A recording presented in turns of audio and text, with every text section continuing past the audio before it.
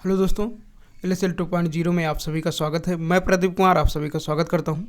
दोस्तों, आज की इस वीडियो में हम देखेंगे कि रेलवे ग्रुप डी के अंतर्गत जो भी आपके भौतिक विज्ञान से प्रश्न पूछे जाते हैं, लगभग 200-250 प्रश्न ऐसे हैं जो लगातार हमेशा रेलवे ग्रुप डी में पूछे जाते हैं। तो उन सभी प्रश्नों को आज हम देखेंगे इस वीडियो के माध्यम से। जो भी छात्र इस चैनल पर नए हैं वो चैनल को जरूर सब्सक्राइब कर लेंगे। ओके, टाइम बहुत कम है इसलिए तो चलिए हम क्वेश्चन को स्टार्ट करते हैं। पहला क्वेश्चन है हमारा, अल्टीमीटर से क्या मापते हैं? बताना है। 4 ऑप्शन है। वायुमंडलीय दाब, भूतल से ऊंचाई, विद्युत धारा की सामर्थ्य, सुनाई देने में अंतर। करेक्ट ऑप्शन हो जाएगा भूतल से ऊंचाई, तो बी आपका करेक्ट ऑप्शन हो जाएगा। अल्टीमीटर से क्या मापा जाता है? अल्टीमीटर से जहाज की ऊंचाई मापी जाती है ना। वायुमंडलीय दाब को बैरोमीटर से मापा जाता है। धारा की सामर्थ्य को वोल्ट में मापा जाता है और सुनाई देने में अंतर को डेसीबल से मापा जाता है। तो वायुमंडलीय दाब कैसे मापा जाता है? बैरोमीटर से। सामर्थ्य को किस में मापा जाता है? वोल्ट से। और सुनाई देने में अंतर को किससे मापा जाता है? डेसीबल में। चलिए देखते हैं अगला प्रश्न। प्रश्न संख्या 2 हमारा, बादलों की दिशा एवं गति को मापने वाला यंत्र कहलाता है। बादलों की दिशा एवं गति को मापने वाला यंत्र कहलाता है। क्या कहलाता है? 4 ऑप्शन है। Anemometer, rain gauge, nephoscope, hygrometer. Correct option हो जाएगा नेफोस्कोप। ओके, एनीमोमीटर से हवा की शक्ति को मापा जाता है। रेन गेज से वर्षा को माप को मापा जाता है। और नेफोस्कोप से क्या मापा जाता है? बादलों की दिशा एवं गति को मापा जाता है। हाइग्रोमीटर से मापा जाता है आर्द्रता का मापन है। ओके, ये भी याद रखना है। अगला प्रश्न देखेंगे। प्रश्न संख्या 3, एक उड़ते हुए चक्के की प्रति सेकंड घूर्णन किससे मापी जाती है? Barometer, anemometer, hygrometer, stroboscope. Correct option हो जाएगा स्ट्रोबोस्कोप। एक उड़ते हुए चक्के की प्रति सेकंड घूर्णन स्ट्रोबोस्कोप द्वारा मापी जाती है। बैरोमीटर द्वारा वायुमंडलीय दाब और एनीमोमीटर द्वारा वायु का वेग मापा जाता है, जबकि हाइग्रोमीटर द्वारा वायुमंडल की आर्द्रता मापी जाती है। ओके, अगला देखेंगे। ये सभी प्रश्न आपके रेलवे की कोई भी परीक्षा हो उसमें पूछे गए हैं। खासकर ग्रुप डी में ये लगातार पूछे जाते हैं। ओके, तो इसको आप लोग पूरा तैयार कर लीजिएगा, एक भी प्रश्न आपके एग्जाम में नहीं छूटेगा। प्रश्न संख्या 4 है, वायरलेस का आविष्कार किसने किया? मार्कोनी, चार्ल्स कैटरिंग, जॉर्ज कैले, जेनोबो ग्रामे। 4 ऑप्शन है। करेक्ट ऑप्शन हो जाएगा मार्कोनी। वायरलेस का आविष्कार किसने किया? वायरलेस जिसमें वायर नहीं होता यानी तार नहीं होता, जैसे आपका माउस हो गया। बहुत सारे माउस आते हैं जो वायरलेस होते हैं ना। कीबोर्ड भी आने शुरू हो गए हैं जो वायरलेस होते हैं। रिमोट हो गया, मोबाइल हो गया, ये सब वायरलेस चीज़ें हैं। ओके, तो वायरलेस का आविष्कार किसने किया? मार्कोनी। तो करेक्ट ऑप्शन क्या हो जाएगा? ए। देखेंगे अगला प्रश्न। प्रश्न संख्या 5, एक फेम्टो बराबर होता है। एक फेम्टो बराबर होता है 10 की पावर माइनस 18 मीटर, 10 की पावर माइनस 15 मीटर, 10 की पावर माइनस 12 मीटर, 10 की power minus 6 metre. Important question है, याद रखेंगे। देखिए, ये 2007 में पूछा गया, फिर 2016 में पूछा गया, 2018 में भी ये क्वेश्चन पूछा गया था। तो आपको ध्यान रखना है कि एक फेम्टो बराबर कितना होता है।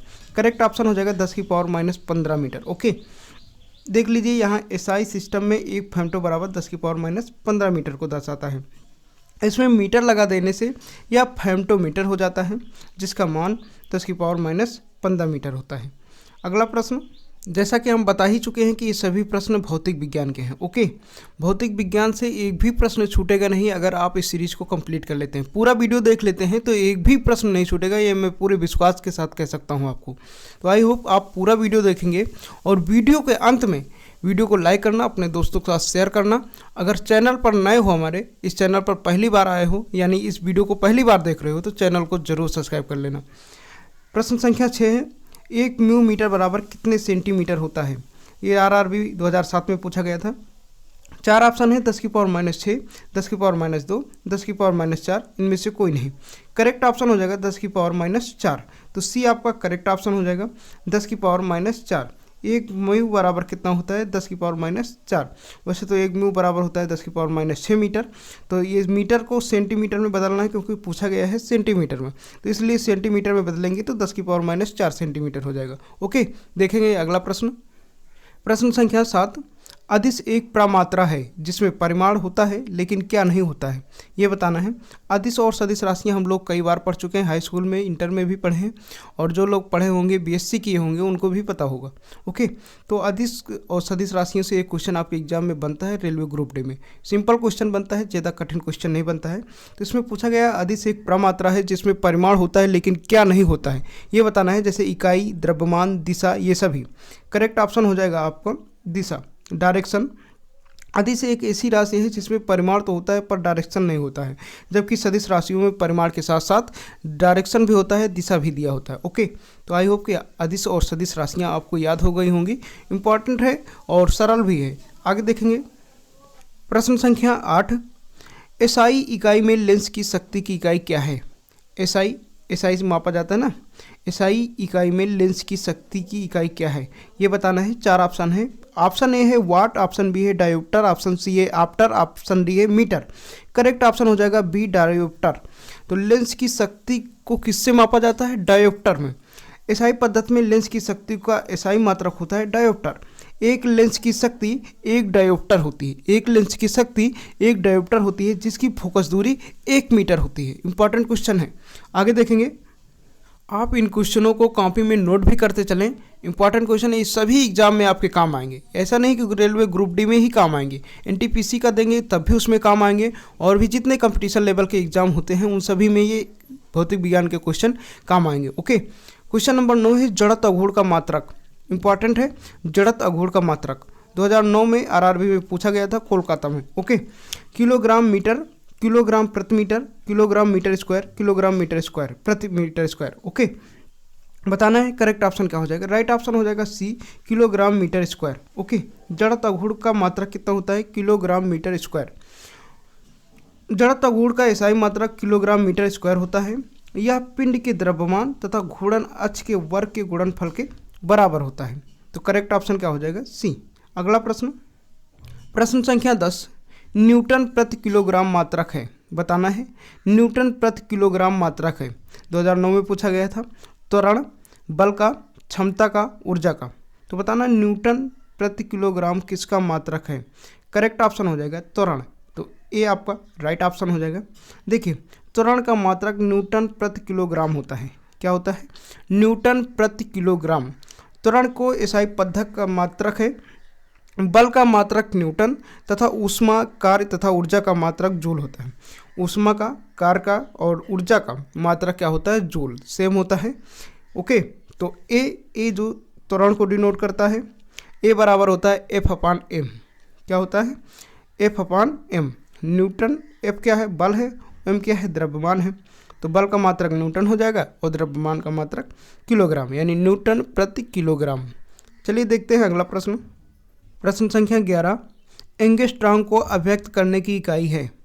4 ऑप्शन है। समय, द्रव्यमान, लंबाई, बल। करेक्ट ऑप्शन हो जाएगा लंबाई। एंगस्ट्रॉम को अभिव्यक्त करने की इकाई क्या है? लंबाई। उत्तर, एंगस्ट्रॉम लंबाई मापने की इकाई है। एंगस्ट्रॉम किसकी लंबाई मापा जाता है? तरंग दैर्ध्य की लंबाई। किसकी? तरंग दैर्ध्य की। तथा एक एंगस्ट्रॉम बराबर होता है 10⁻⁻10 m। तो ये भी पॉइंट को आप याद रखना है। कभी कभी पूछ लिया जाता है कि एक एंगस्ट्रॉम बराबर कितना होता है, एक माइक्रोन बराबर कितना होता है। ये सभी क्वेश्चन आपके एग्जाम में रेलवे ग्रुप डी में बनते हैं। ओके, देखेंगे अगला प्रश्न। प्रश्न संख्या 12। बल का मात्रक है, बल के 2 मात्रक होते हैं। एक तो न्यूटन होता है, सभी को पता होगा, है ना, और दूसरा मात्रक आपके इसमें पूछा जा रहा है। तो बताना है। पहला ऑप्शन दिया गया है किलोग्राम प्रति metre second square. B option है किलोग्राम मीटर प्रति सेकेंड स्क्वायर। सी ऑप्शन है किलोग्राम मीटर प्रति सेकेंड। और डी ऑप्शन है किलोग्राम मीटर सेकेंड स्क्वायर।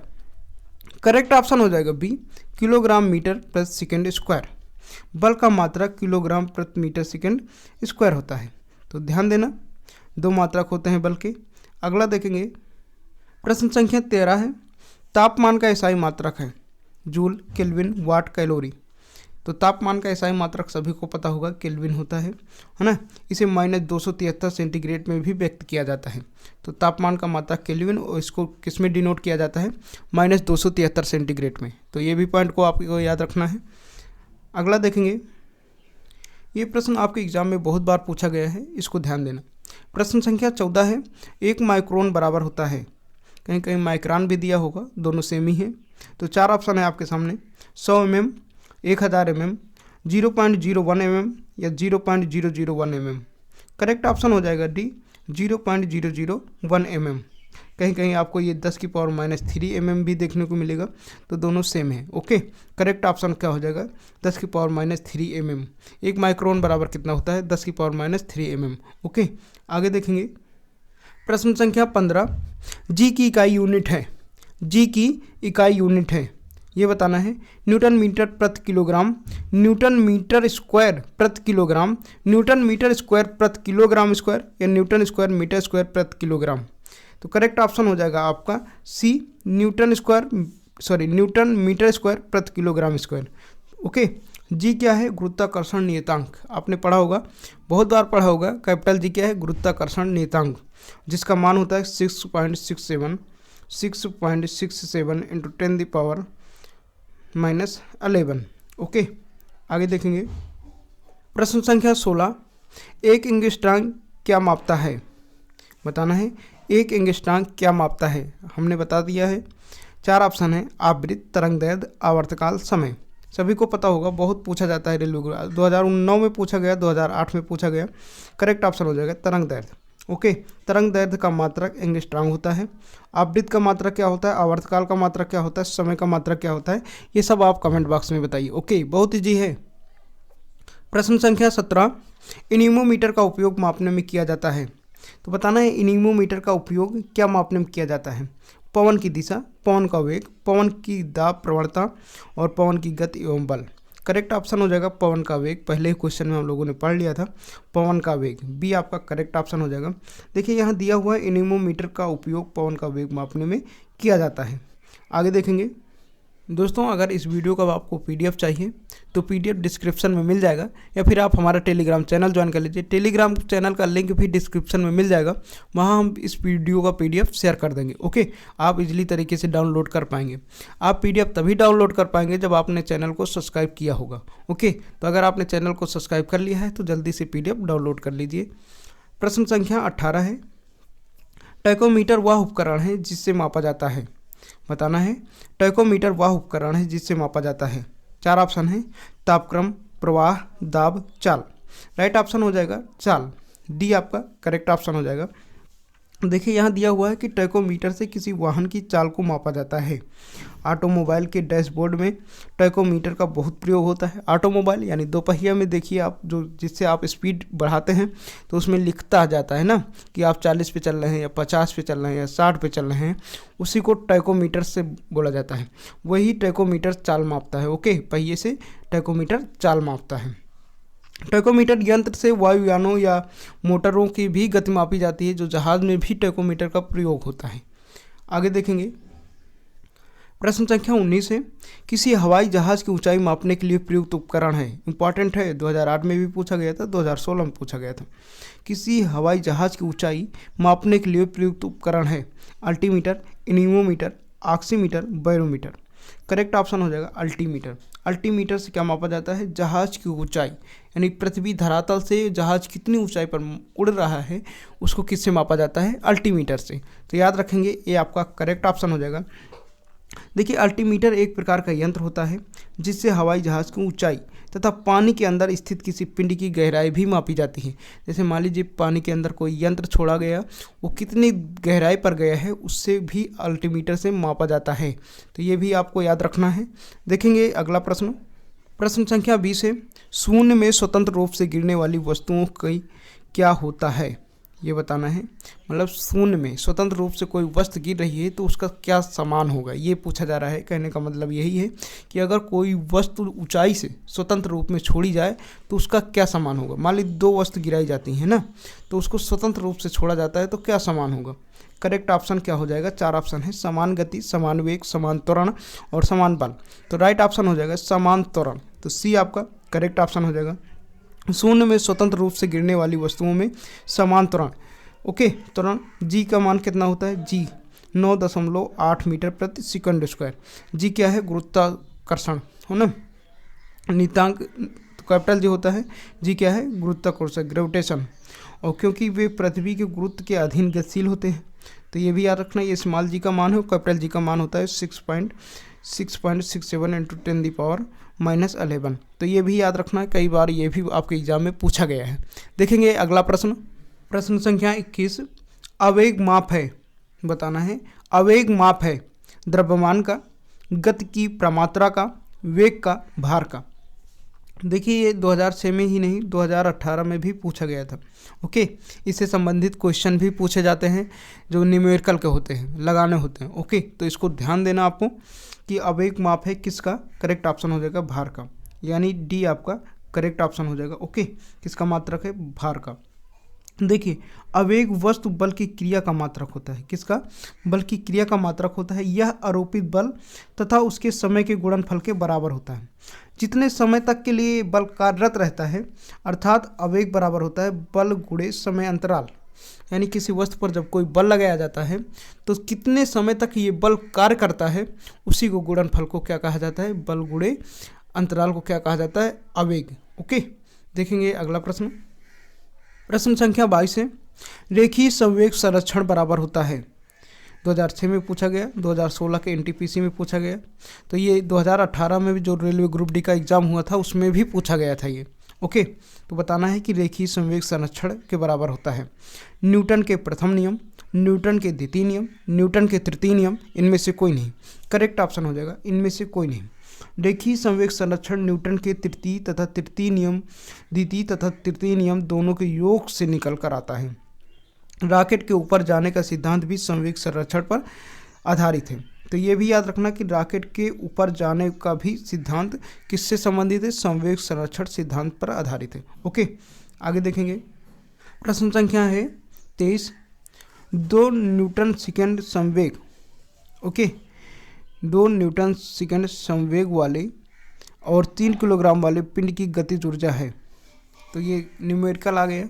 इससे इस तरह क्वेश्चन आपके एग्जाम में एक आध पूछ लिए जाते हैं, जल्दी नहीं पूछे जाते, फिलहाल एक आध क्वेश्चन जरूर बन जाते हैं। तो 4 ऑप्शन हैं, 1 जूल, बी है 2/3 जूल, सी है 3/2 जूल और डी है 4 जूल।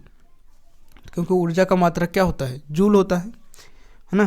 तो देखिए करेक्ट ऑप्शन हो जाएगा 2/3 जूल। इसको लगाना कैसे है, संवेग बराबर होता है द्रव्यमान गुणे वेग। संवेग बराबर होता है क्या, द्रव्यमान गुणे वेग। तो संवेग कितना दिया है 2 और द्रव्यमान कितना दिया है 3, वेग हमको निकालना है। तो वेग क्या हो जाएगा 2/3 है ना। अब गतिज ऊर्जा बराबर क्या होता है, हाफ mv², तो उस पर रख के ये 2/3 जूल निकल आता है। ओके, आगे देखेंगे, प्रश्न संख्या 24, व्यक्ति का भार उस लिफ्ट में अधिक होगा जो 4 ऑप्शन है, स्थिर वेग से ऊपर की ओर जाता है, स्थिर वेग से नीचे की ओर जाता है, ऊपर की ओर त्वरित होने हो और नीचे की ओर त्वरित होने हो। करेक्ट ऑप्शन हो जाएगा ऊपर की ओर त्वरित होने हो। ओके, तो व्यक्ति का भार उस लिफ्ट में सबसे अधिक होगा जब वो ऊपर की ओर जाता हो ना। नीचे की ओर आएगा तो उसका भार क्या हो जाएगा, हल्का। लिफ्ट आप जान ही रहे हैं स्टेशनों में लगा होता है, उसी लिफ्ट की बात हो रही है।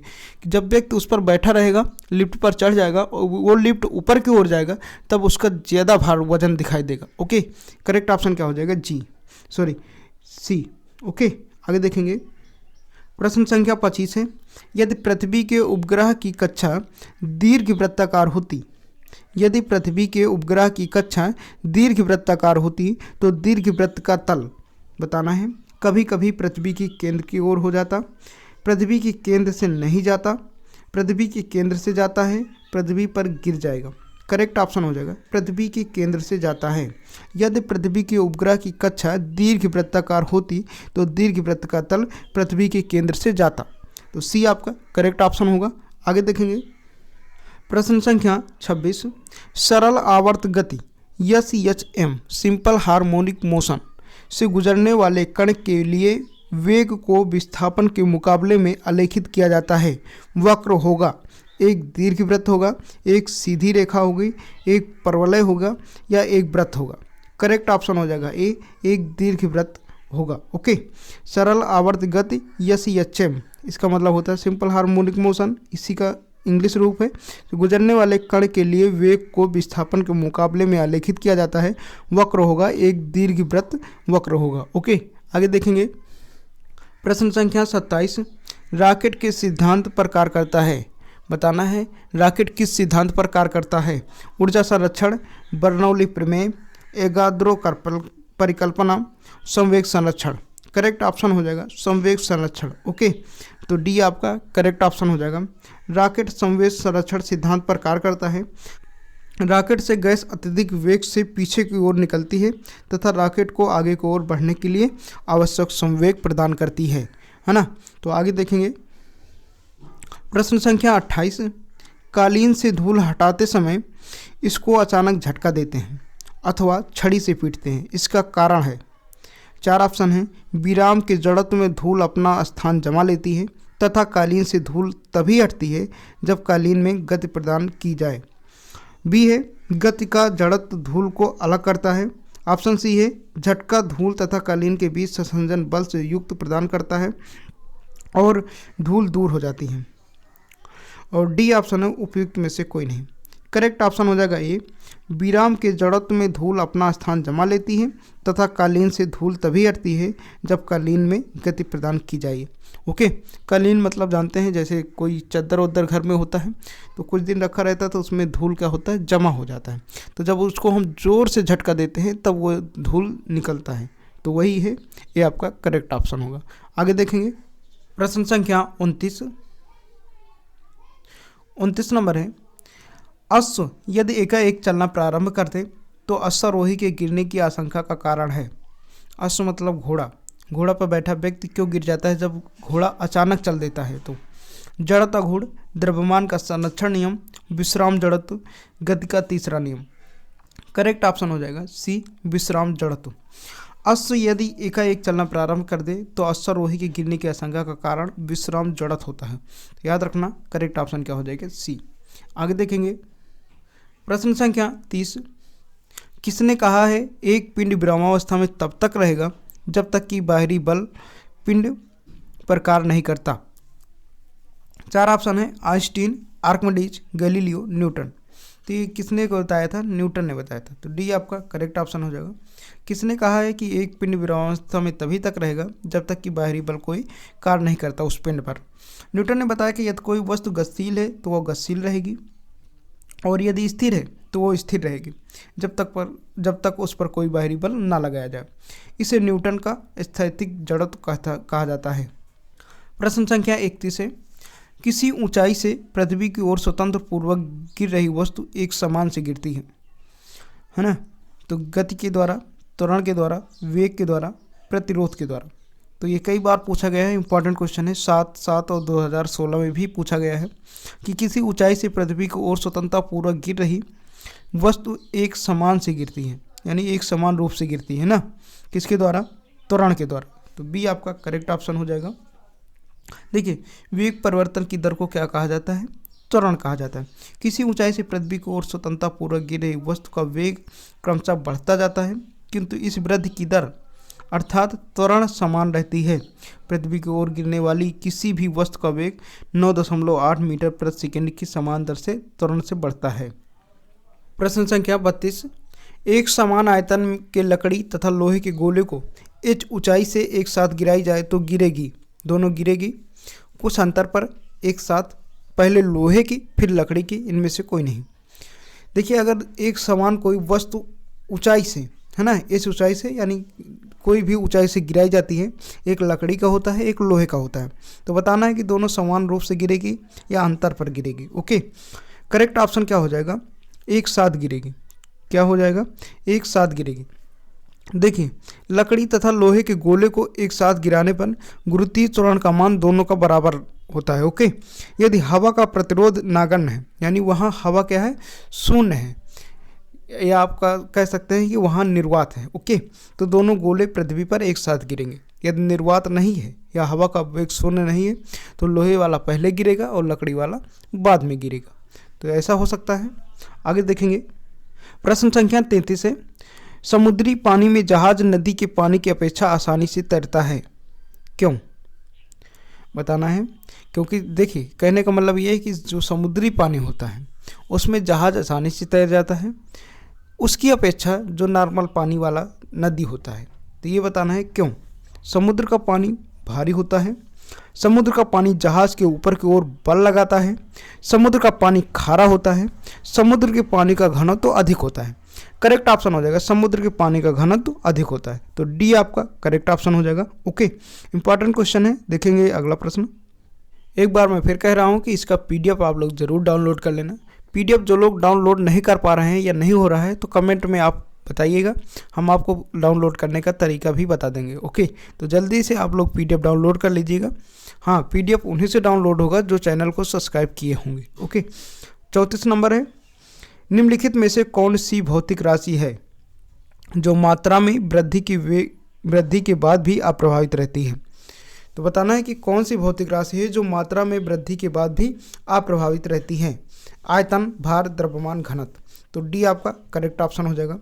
देखिए, घनत्व वह भौतिक राशि है जिस पर मात्रा में वृद्धि पर कोई प्रभाव नहीं पड़ता, क्योंकि पदार्थ की मात्रा में वृद्धि से आयतन, भार और द्रव्यमान बदल सकता है, जबकि पदार्थ का घनत्व नहीं बदलता। ओके, आगे देखेंगे प्रश्न संख्या 35। क्षैतिज वृत्त में नियत चाल से गतिशील वस्तु के लिए नियत है। क्षैतिज वृत्त में नियत चाल से गतिशील वस्तु के लिए नियत है गतिज ऊर्जा, वेग और त्वरण दोनों। वेग, त्वरण, करेक्ट ऑप्शन हो जाएगा त्वरण, तो डी आपका करेक्ट ऑप्शन हो जाएगा। देखिए, क्षैतिज वृत्त में नियत चाल से गतिशील वस्तु में दिशा परिवर्तन के कारण उसके वेग में परिवर्तन होता रहता है, क्योंकि वेग एक क्या है, सदिश राशि है। नियत समय में वेग परिवर्तन की दर नियत होती है। ओके, क्योंकि वेग परिवर्तन की दर नियत होती है, इसलिए नियत वृत्ति गति का त्वरण नियत होता है। आगे देखेंगे प्रश्न संख्या 36। एक ट्रक तथा एक कार समान गतिज ऊर्जा से गतिशील है। उन्हें रोकने के लिए अगर समान बल प्रयुक्त किया जाता है तो 4 ऑप्शन है। कार ठहरने के पूर्व एक लंबी दूरी तय करेगी, ट्रक ठहरने के पूर्व एक लंबी दूरी तय करेगी, दोनों ही ठहरने के पूर्व एक समान दूरी तय करेंगे, कुछ कहा नहीं जा सकता। करेक्ट ऑप्शन हो जाएगा सी, दोनों ठहरने के पूर्व एक समान दूरी तय करेंगे, तो सी आपका करेक्ट ऑप्शन हो जाएगा। ओके, आगे देखेंगे प्रश्न संख्या 37। जब 2 किलोग्राम वाले द्रव्यमान पर 5 न्यूटन का बल लगाया जाता है तो उत्पन्न होने वाला त्वरण होगा। बताना है, 4 ऑप्शन है, ये न्यूमेरिकल है फिजिक्स का, ऐसे क्वेश्चन आपके एग्जाम में पूछे जाते हैं, तो फटाफट लगाना है। अगर आपको सूत्र याद होगा तभी आप लगा पाएंगे। त्वरण बराबर होता है बल बटे द्रव्यमान, F/m।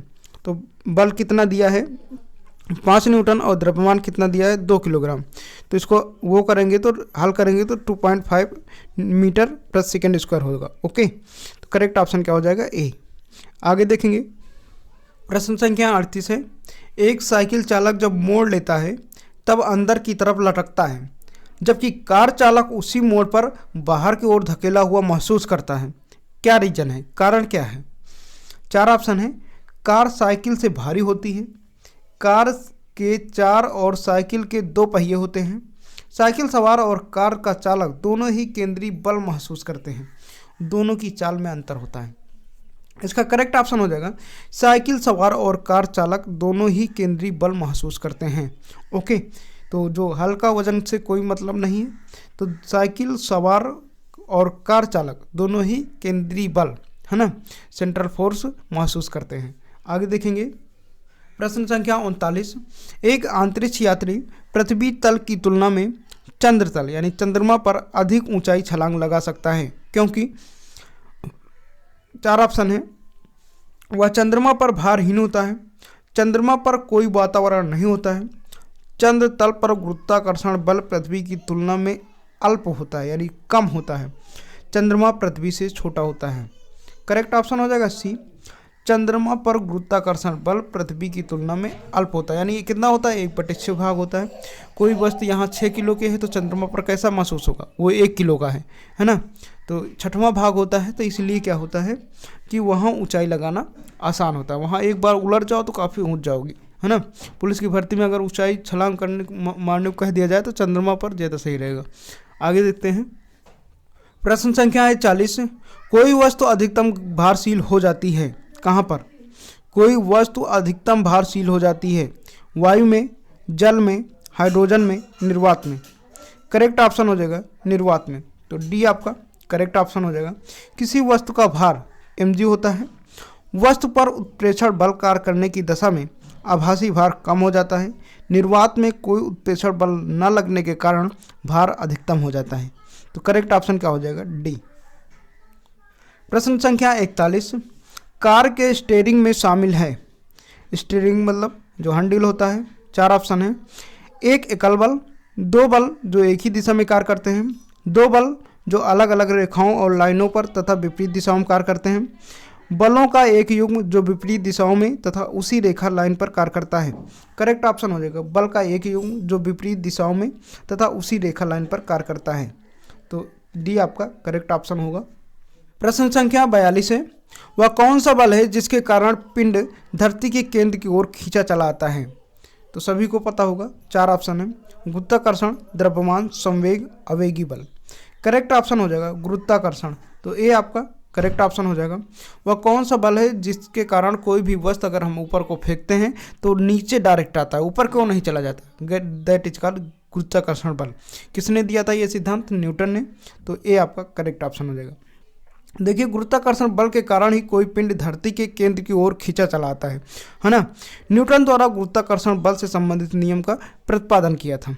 ओके, आगे देखेंगे। प्रश्न संख्या 43, रेल की पटरियों के नीचे चौड़े लकड़ी के पट्टे, जिसे स्लीपर्स बोला जाता है, लगाए जाते हैं। क्यों? 4 ऑप्शन है।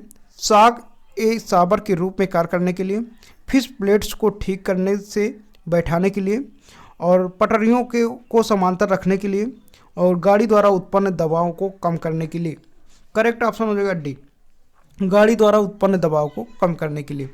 रेल की पटरियों के बीच जो स्लीपर लगाए जाते हैं एक पट्टी से दूसरे पट्टी के बीच में, तो वो इसलिए लगाए जाते हैं ताकि उसका जो दबाव हो, जैसे आप जानते हैं कि जब कहीं दबाव होता है तो वहाँ कोई बड़ी चीज़ रखते हैं ताकि वो दबाव कम हो जाए, है ना। क्षेत्रफल अधिक होगा तो बल कम लगेगा, है ना। तो आगे क्या है? प्रश्न संख्या 44, पानी पर तैरती वस्तु का आभासी भार है। 4 बार आ चुका है ये क्वेश्चन, 2002, 2004, 2016। इंपॉर्टेंट। पानी पर तैरती वस्तु का आभासी भार है। वस्तु के वास्तविक भार के तुल्य, शून्य, वस्तु के भार तथा द्रव्य के भार में अंतर के तुल्य, वस्तु का भार एवं उस पर कार्यरत ऊपरी प्राणोद के योग के तुल्य। करेक्ट ऑप्शन हो जाएगा बी, शून्य, है ना। पानी पर तैरती वस्तु का आभासी भार क्या होता है? 0। आगे देखेंगे। प्रश्न संख्या 45, ठोस की शुद्धता किसके निर्धारण द्वारा प्राप्त की जाती है? क्वथनांक बिंदु, गलनांक बिंदु, हिमांक बिंदु, इनमें से कोई नहीं। ऑप्शन हो जाएगा बी करेक्ट, गलनांक बिंदु। ओके, ठोस की शुद्धता किसके द्वारा निर्धारण की जाती है? गलनांक बिंदु। किसी ठोस की शुद्धता उसके गलनांक बिंदु द्वारा निर्धारित की जाती है। यदि किसी ठोस में कोई अशुद्धि विद्यमान है तो उसका गलनांक कम होगा। ओके, प्रश्न संख्या 46, जब एक घनी बर्फखंड 10 छोटे छोटे घनों में छिन्न भिन्न हो जाता है तब उसका तल क्षेत्र घटेगा, अपरिवर्तित रहेगा, बढ़ा होगा, इनमें से कोई नहीं। करेक्ट ऑप्शन हो जाएगा बढ़ा होगा। ओके, जब एक घनी पिंड बर्फखंड के 10 छोटे छोटे घनों में छिन्न भिन्न हो जाता है तब उसका तल क्षेत्र क्या होगा? बढ़ा होगा। तो सी आपका करेक्ट ऑप्शन हो जाएगा। प्रश्न संख्या 47, थर्मस फ्लास्क में रखा गर्म द्रव किस प्रक्रिया के से सुरक्षित रहने के कारण गर्म बना रहता है? आपने देखा होगा कि बहुत सारे जो यात्री होते हैं वो एक थर्मस लिए होते हैं ना, उसमें चाय भर लेंगे, पानी भर लेंगे ठंडा करके, कि ठंडा करके भर लेंगे तो कुछ देर ठंडा ही रहेगा, गर्म करके भर लेंगे तो कुछ देर गर्म ही रहेगा। तो यही कारण पूछा जा रहा है कि ये ऐसा क्यों होता है। 4 ऑप्शन है, चालन, संवहन, विकिरण, ये सभी। करेक्ट ऑप्शन हो जाएगा आपका ये सभी के द्वारा। चालन भी कार्य करता है, संवहन भी कार्य करता है और विकिरण भी कार्य करता है। ऊष्मा ऊर्जा का क्षरण 3 क्रियाओं द्वारा होता है, जैसे चालन, संवहन, विकिरण द्वारा होता है ना। थर्मस फ्लास्क में इन तीनों प्रक्रियाओं से ऊष्मा ऊर्जा के क्षरण को रोकता है, इसलिए थर्मस फ्लास्क में रखा गर्म द्रव सुरक्षित गर्म बना रहता है। ओके, तो क्या हो जाएगा? ये सभी। डी आपका करेक्ट ऑप्शन हो जाएगा। अगला प्रश्न, प्रश्न संख्या 48, बर्फ समेत एक कांच के गिलास के बाहरी तल पर जल बिंदु दिखते हैं क्योंकि गिलास का बाहरी तल आर्द्रताग्राही प्रभाव दर्शाता है। वायु की नमी गिलास के ठंडे तल के संपर्क में आकर जल की बूंदों के रूप में घनीभूत हो जाती है। गिलास की दीवार के छोटे छोटे रंध्रों से बूंदें बनकर जल बाहर निकलता है। निकल आता है। ए और सी दोनों। करेक्ट ऑप्शन हो जाएगा बी। जल की नमी गिलास के ठंडे तल से संपर्क में आकर जल की बूंदे के रूप में घनीभूत हो जाती हैं। तो करेक्ट ऑप्शन क्या हो जाएगा? बी। अगला प्रश्न, प्रश्न संख्या 49। एक पात्र जिसमें पानी है, बीम तुला पर साम्यता में है। जब कोई पात्र की तली और इसकी सतहों को बिना छुए पानी में उंगली डालता है तो पात्र जिस पर रखा है उसका तुला का पैमाना, है ना, क्वेश्चन थोड़ा बड़ा है, झुकता है, ऊपर उठता है, स्थिर रहता है, अपूर्वानुमानित रहता है। करेक्ट ऑप्शन क्या हो जाएगा? सी, स्थिर रहता है। तो सी आपका करेक्ट ऑप्शन हो जाएगा, है ना। अगला प्रश्न, प्रश्न संख्या 50। सीमांत घर्षण निर्भर करता है। सीमांत घर्षण निर्भर करता है। 4 ऑप्शन हैं। तल की प्रकृति पर, तल की प्रकृति और अभिलंब प्रतिक्रिया पर, अभिलंब प्रतिक्रिया पर, तल के क्षेत्रफल पर। करेक्ट ऑप्शन हो जाएगा तल की प्रकृति और अभिलंब प्रतिक्रिया पर। तो बी आपका करेक्ट ऑप्शन होगा। अगला प्रश्न, प्रश्न संख्या 51। निम्नलिखित में से कौन सा कथन सही है, ये बताना है। देखिए, पिघलने पर ठोस समानता फैलता है, पिघलने पर बर्फ सिकुड़ती है और बर्फ का घनत्व पानी से कम होता है। तो और चौथा ऑप्शन है ये सभी। देखिए, करेक्ट ऑप्शन हो जाएगा आपका चौथा, है ना। तो डी, ये सभी। अगर पिघलने पर ठोस जो है समानता फैल जाता है, आपको पता ही है, और पिघलने पर बर्फ़ क्या होती है? सिकुड़ती है। पिघलने पर क्या होता है? बर्फ़ सिकुड़ती है और बर्फ़ का घनत्व पानी से कम होता है, ये सभी को पता है। करेक्ट ऑप्शन क्या हो जाएगा? डी। अगला प्रश्न देखेंगे, प्रश्न संख्या 52। वैसलीन लेपित हुई क्षैतिज स्थिति में जल पृष्ठ पर धीरे धीरे से डुबोई जाती है, वह तैरती हुई प्रतीत होती है। यह घटना किसका उदाहरण है? कोशिका क्रिया, पृष्ठीय तनाव, आर्किमिडीज सिद्धांत, इनमें से कोई नहीं। करेक्ट ऑप्शन हो जाएगा पृष्ठीय तनाव, है ना। वैसलीन लेपित हुई क्षैतिज स्थिति में, या तेल कहीं गिरा होता है, आपने देखा होगा, चाहे वैसलीन हो या तेल हो ना, वैसलीन जो बोला जाता है, जो ठंडियों में लगाया जाता है, अगर उसको कहीं गिरा दीजिए, उस पर पानी डालिए या उसको पानी में डुबोइए, तो ये घटना जो प्रक्रिया होती है पृष्ठीय तनाव के द्वारा होती है। बी आपका करेक्ट ऑप्शन हो जाएगा। देखेंगे अगला प्रश्न, प्रश्न संख्या 53। स्थिर पानी में मिट्टी का तेल डालने पर मच्छर कम होते हैं क्योंकि प्रजनन में बाधा डालता है, मच्छरों के लिए उच्च विष है, लार्वा के सांस में बाधा डालता है, मच्छरों को भगाता है। देखिए, इसका करेक्ट ऑप्शन हो जाएगा सी, लार्वा के सांस में बाधा डालता है ना। तो स्थिर पानी में यदि कोई पानी स्थिर है या कई दिन से रुका हुआ है, अगर उसमें मिट्टी का तेल डाल दीजिए, जितने भी मच्छर होंगे वो कम पड़ जाएंगे, क्योंकि लार्वा के सांस में बाधा डालता है और वो क्या होते हैं? मर जाते हैं। प्रश्न संख्या 54। द्रवों में पृष्ठ तनाव का कारण है, बताना है। 4 ऑप्शन है। अणुओं के मध्य विद्युत बल, अणुओं के मध्य संसंजक बल, अणुओं के मध्य गुरुत्वाकर्षण बल, अणुओं के मध्य आसंजन बल। करेक्ट ऑप्शन हो जाएगा अणुओं के मध्य संसंजक बल। तो बी आपका करेक्ट ऑप्शन हो जाएगा। द्रवों में पृष्ठ तनाव का कारण है अणुओं के मध्य संसंजक बल। बी आपका राइट ऑप्शन हो जाएगा। प्रश्न संख्या 55। वर्षा की बूंदें गोलाकार क्यों होती हैं? कई बार पूछा गया है, 2007 में, 2006 में, 2003 में, 2002 में, 2004, 3, है ना। तो लगातार ये कई बार पूछा गया है, तो आपको याद रखना है कि वर्षा की बूंदें गोलाकार क्यों होती हैं। पृष्ठ तनाव के कारण, श्यानता के कारण, वातावरण घर्षण के कारण या गुरुत्वाकर्षण के कारण। करेक्ट ऑप्शन हो जाएगा पृष्ठ तनाव के कारण। तो ए आपका करेक्ट ऑप्शन हो जाएगा। वर्षा की बूंदें गोलाकार क्यों होती हैं? पृष्ठ तनाव के कारण। अगला प्रश्न, प्रश्न संख्या 56। द्रव की बूंद की आकृति गोलाकार होने का कारण है। द्रव की बूंद की आकृति गोलाकार होने का कारण है। तो 4 ऑप्शन है, बताना करेक्ट ऑप्शन क्या हो जाएगा। अभी हमने बताया करेक्ट ऑप्शन हो जाएगा डी, पृष्ठ तनाव। द्रव की बूंद की आकृति गोलाकार होने का कारण क्या है? पृष्ठ तनाव। ओके, आगे देखेंगे। प्रश्न संख्या 57। तेल दीप में बत्ती का तेल के कारण ऊपर उठता है, यानी जो घर में दिया जलाया जाता है, तो बत्ती मतलब बाती द्वारा किस कारण से वो तेल ऊपर उठता है, ये बताना है ना। दाब अंतर, केशिका क्रिया, तेल की निम्न श्यानता, गुरुत्वीय बल। करेक्ट ऑप्शन हो जाएगा किसका क्रिया या कोशिका क्रिया बोला जाता है इसको ना, केशकत्व के कारण। तो जो दिया घर में आपने देखा होगा, अब तो नहीं चलता, पहले सबके घर में होता था जो देहात में रहते थे फिलहाल, है ना। तो दिया में जो तेल भरा जाता था, मिट्टी का तेल, वो देखा जाता था कि धीरे धीरे ऊपर चढ़ता है और इसीलिए दिया जलता है। तो किसके कारण ये प्रक्रिया होती थी? केशकत्व के कारण। ओके, तो बी आपका करेक्ट ऑप्शन हो जाएगा। अगला प्रश्न, प्रश्न संख्या 58, ब्लॉटिंग पेपर द्वारा स्याही के सूखने में शामिल है, बताना है। ब्लॉटिंग पेपर द्वारा स्याही के सूखने में शामिल है स्याही की श्यानता, कोश की अपक्रिया परिघटना, और ब्लॉटिंग से होकर स्याही का विसरण, साइफन क्रिया। करेक्ट ऑप्शन हो जाएगा बी, केश की अपक्रिया परिघटना। केश की अपक्रिया परिघटना के कारण ब्लॉटिंग पेपर स्याही को सोख लेता है। अगला प्रश्न, प्रश्न संख्या 59, लोहा पारा में डूबता है, तैरता है, उबलता है, ये सभी। तो बताना है कि जो लोहा होता है, आयरन होता है, वो पारा में कैसा व्यवहार करता है।